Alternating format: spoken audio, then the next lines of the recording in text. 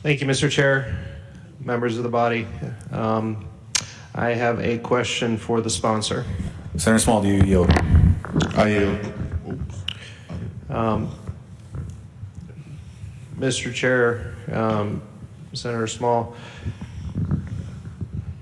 when I look at this, it seems to raise all sorts of questions. Equal protection, you know, what do we do in these quasi racial, cultural scenarios where we're kind of in between? And I would have to ask the question that if there was an amendment that struck the word Indian out of every section of this code and made it for all Montana kids, would you support it?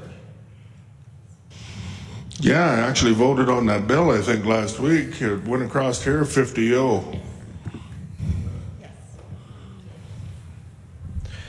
Thank you. I would like to speak to the bill. Senator Emrich. Mr. Chair, members of the body, when I look at stuff like this, it's, you know, a lot of people seem to think it's great for the tribes, and that may be the case. But if this is good legislation, if this is good law, it should not have the word Indian in the legislation, because these are kids just the same as, doesn't matter what race they're from, it doesn't matter what culture they're from, they're kids. And if this is truly supreme good legislation, then it can't apply to one race, one culture.